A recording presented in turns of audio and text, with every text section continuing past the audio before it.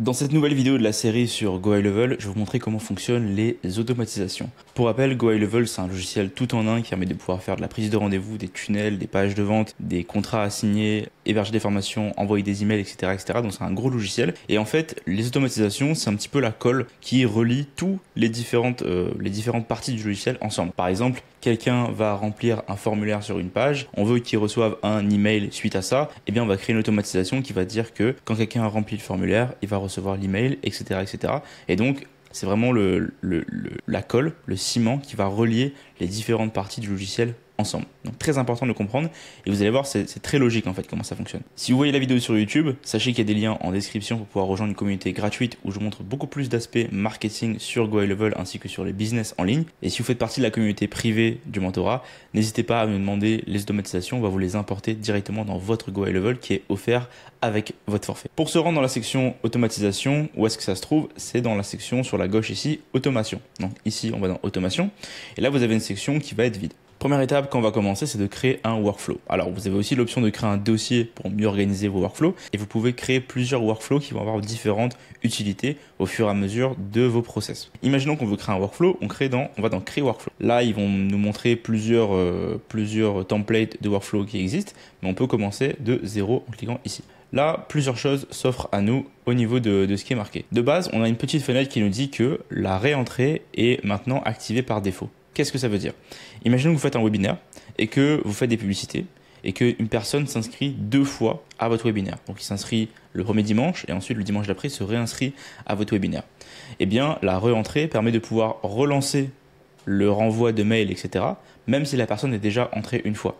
Donc même si son mail a déjà été enregistré dans le système, il va quand même recevoir les mails de la future séquence parce qu'il s'est inscrit au prochain webinaire. Donc la re-entrée permet à une personne qui est déjà entrée par là de revenir au début. Et on peut le désactiver si jamais on ne veut pas qu'une personne repasse par tout le système. On fait OK. Donc comment ça fonctionne au niveau du workflow et l'automatisation? Vous allez voir, c'est pas très compliqué. En haut, vous avez le nom de votre workflow. Donc par exemple, on va mettre un nom comme inscription, hop, par exemple, VSL.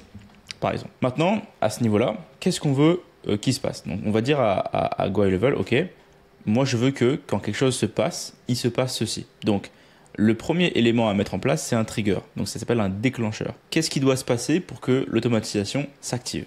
Donc, on clique dessus et là, on peut faire déclencher par plein de choses différentes et c'est là toute la force de GoHighLevel. Quand vous commencez, vous pouvez dire par exemple, OK, je veux que si par exemple il y a une note qui est ajoutée, ça déclenche l'automatisation. Ou bien quand quelqu'un clique sur un lien dans un email, je veux que ça déclenche l'automatisation. Ou bien etc., etc. Dans notre cas à nous, on va dire par exemple quand un formulaire est envoyé, on clique dessus, on va vouloir déclencher l'automatisation. Et donc là on dit que si on fait enregistrer ici, tac, ça veut dire que pour n'importe quel formulaire qui est sur GoHighLevel, il va déclencher l'automatisation. Donc vous pouvez faire une automatisation qui concerne tous les formulaires que vous avez créés de votre côté. Maintenant, si vous voulez choisir pour quel formulaire se déclenche l'automatisation, on peut créer des filtres ici qui vont filtrer par rapport à quel formulaire va être créé l'automatisation. Donc par exemple, on dit OK, il faut que le formulaire ce soit le formulaire, donc il faut que le form is, il faut que le formulaire soit le formulaire de la VSL. Et on fait entrer. Donc maintenant, uniquement quand le formulaire de la VSL sera déclenché, ça va faire l'action en question. Et là, vous pouvez renommer votre automatisation. Donc, on peut appeler ça formulaire VSL par exemple. Et on fait enregistrer. Et donc là, ça change le nom formulaire VSL. Donc là, on dit à GoHighLevel, OK, le formulaire VSL, quelqu'un l'a rempli. Donc maintenant, fais une action. Donc la partie fait une action, c'est la partie qui est le petit plus ici. Vous voyez qu'il y a une deuxième section de trigger ici parce qu'on peut faire plusieurs déclencheurs. Ça veut dire qu'on peut déclencher une automatisation à partir de plusieurs façons disponibles. Là, vous pouvez dire par exemple que je veux que cette automatisation se déclenche quand quelqu'un a rempli le formulaire VSL, mais je voudrais aussi que l'automatisation se déclenche si quelqu'un prend rendez-vous. Par exemple, hop, quelqu'un prend rendez-vous, je veux que ça déclenche l'automatisation. Et vous pouvez faire plusieurs déclencheurs comme ça. Ok, je vais supprimer celui-là pour garder seulement un et rester tranquille. Donc, mettons que quelqu'un remplit le formulaire VSL ici. Qu'est-ce qui se passe ensuite? On peut faire une prochaine action. La prochaine action pourrait être de, par exemple, je voudrais ajouter un contact à cette personne. Donc, j'ajoute un contact. Et donc là, je me dis, OK, j'appelle ça par exemple prospect-VSL. Et là, je vais faire ajouter un nouveau tag. Et là, bam, le nouveau tag a été ajouté. Si jamais je vais ajouter un tag qui existe déjà, ben, il existe déjà, je peux juste cliquer dessus, pas besoin de créer un nouveau tag, je peux juste cliquer sur celui qui existe déjà. Donc dans ce cas-là, je fais OK. Donc là, ça veut dire que une personne remplit le formulaire, ensuite il obtient le nouveau tag prospect VSL, et ensuite, qu'est-ce qui se passe? Par exemple, je veux dire, ok, je veux que maintenant cette personne-là aille dans la partie CRM.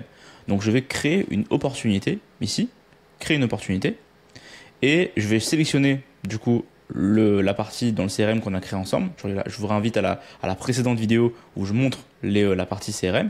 On a créé un pipeline VSL. Dedans, j'ai créé plusieurs sections que je peux sélectionner et je vais donc créer un nouveau prospect ici.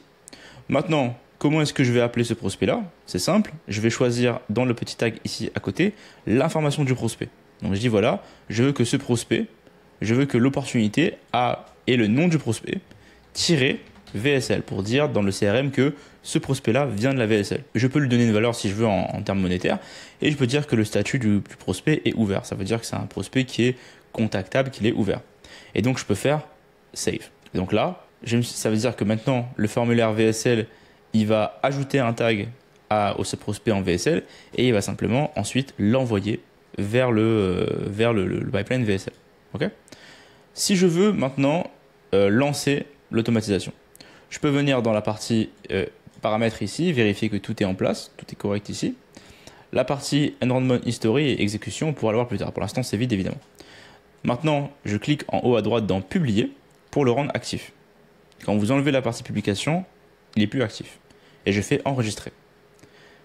Point super important dans GoHighLevel quand vous avez une équipe, c'est que vous pouvez revenir ici, dans la section qui est en haut à droite, dans la petite boussole qui est ici. Vous pouvez venir ici et en fait vérifier les différentes étapes, les différentes versions qui ont été publiées au fur et à mesure.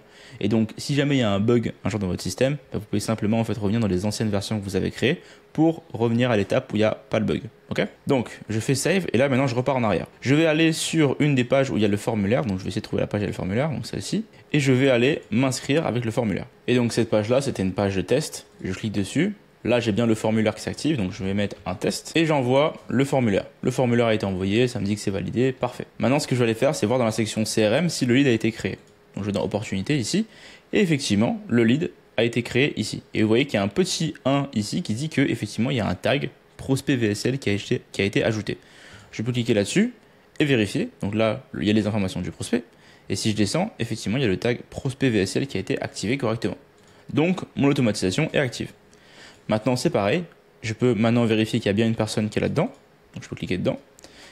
Si je regarde dans la section historique d'exécution, là, je vois qu'effectivement, la personne qui est ici, avec le mail, est bien entrée à telle date, à tel endroit, que l'action a été créée, l'opportunité, etc. Machin. Si je fais exécution, là, je peux voir toutes les étapes. Donc, la personne, Brice, a été ajoutée à ce workflow, donc à l'automatisation, à la date de telle heure, à 41. À 41, pareil, il y a eu le tag qui a été ajouté. Ensuite, on a créé l'automatisation et ensuite, il a été supprimé du workflow pour aller à la suite. Et voilà. Et donc, c'est simplement comme ça qu'on fait des workflows dans GoHighLevel.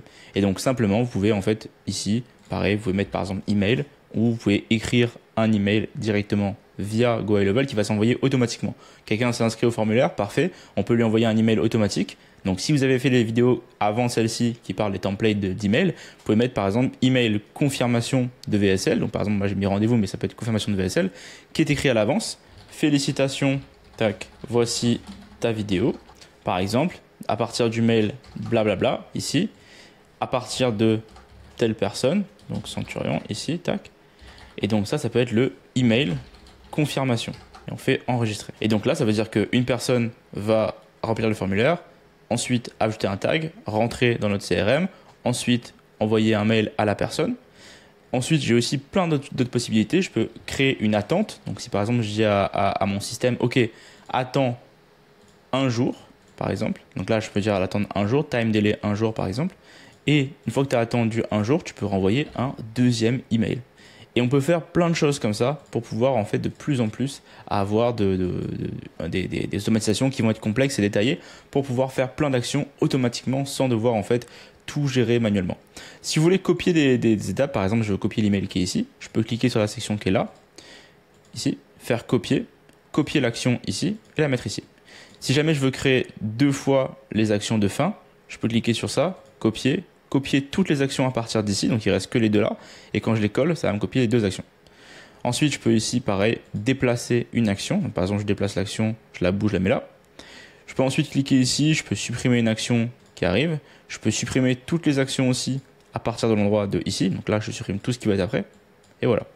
Et donc, on peut faire pas mal de choses avec ça pour pouvoir faire plein d'automatisation pour votre business. Et donc, ça peut aller aussi à, dès que quelqu'un paye, envoyer une facture. Quand vous recevez un DM Instagram, envoyer tel truc, etc. Ça peut aller très loin dans l'automatisation pour pouvoir faire quelque chose qui est complet et efficace.